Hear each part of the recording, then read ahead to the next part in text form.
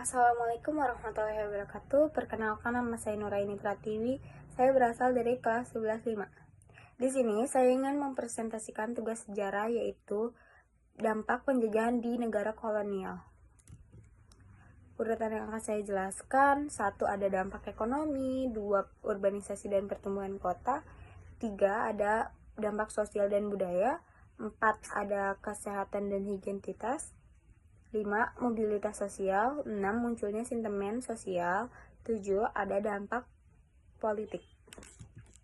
Dampak ekonomi. Pada masa Belanda dalam kurun waktu 1870 hingga 1900, Belanda menerapkan sistem perekonomian yaitu disebut dengan liberalisme. Untuk pertama kalinya dalam sejarah masa kolonial itu, Belanda memberi peluang modal swasta mengusahakan kegiatan di Hindia Belanda.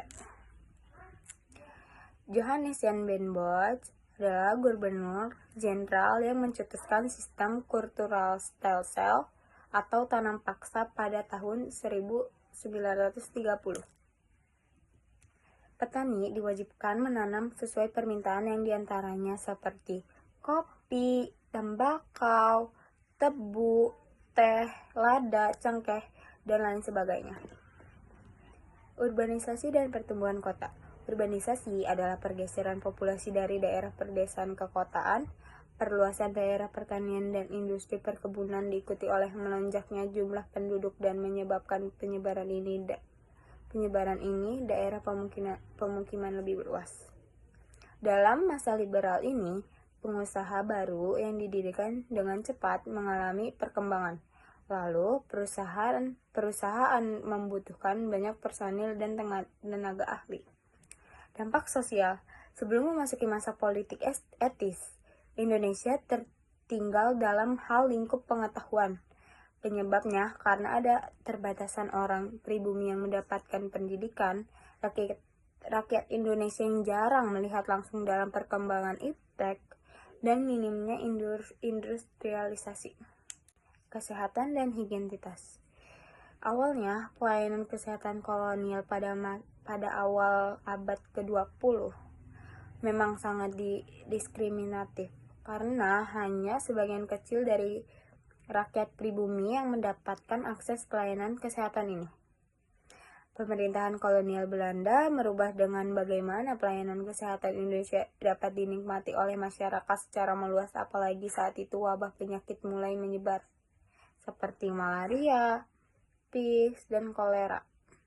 Pemerintahan kolonial mengeluarkan kebijakan untuk memfasilitasi pendidik bagi para tenaga medis, pendirian School tot Opleiding van Indische Artsen Stofia, atau disebut dengan Sekolah Dokter Jawa, dan pendirian sekolah dokter lainnya. Mobilitas sosial. Mobilitas sosial. Pada masa kolonial Belanda, mobilitas sosial atau perpindahan penduduk dari satu daerah ke daerah lainnya berjalan sangat cepat.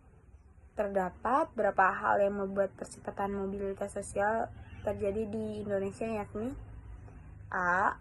Pembangunan sarana dan jaringan infrastruktur transportasi, di antaranya jalan kereta api, jalan raya, sarana dan prasarana pelabuhan. B. Dibukanya lahan pertanian dan perkebunan memunculkan kota-kota baru sebagai dampak munculnya perkebunan seperti Batavia, Banten, Bandung, Sukabumi, Tuban, Gresik, Semarang, Surabaya, hingga Malang. Sentimen rasial.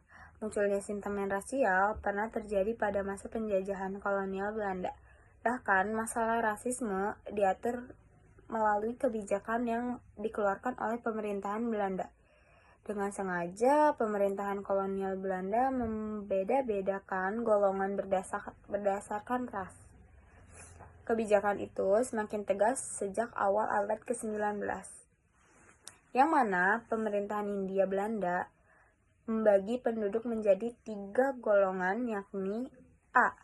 Golongan Eropa sebagai golongan pertama atau yang tertinggi, B. Golongan timur asing yang terdiri dari Cina, Arab, dan negara lainnya sebagai kelas 2. C. Golongan pribumi sebagai kelas 3 atau golongan terendah. Dampak politik. Memasuki abad ke-20, Belanda menerapkan kebijakan politik etis atau politik balas budi. Pada tahun 1901, supaya memperbaiki pendidikan di tanah air, perkembangan inilah yang kemudian melahirkan golongan cendekiawan, yang dikenal sebagai masa pergerakan nasional. Pergerakan nasional ini berdiri pada tahun 1918. Nasionalisme telah membentuk perjuangan di bawah pimpinan cendekiawan dan melahirkan organisasi-organisasi di kalangan pribumi. Tidak selalu bergantung pada senjata, pembentukan organisasi modern digunakan juga untuk perjuangan kemerdekaan dengan metode perundingan. Oke, sekian dari presentasi saya. Kurang lebihnya mohon maaf. Wassalamualaikum warahmatullahi wabarakatuh.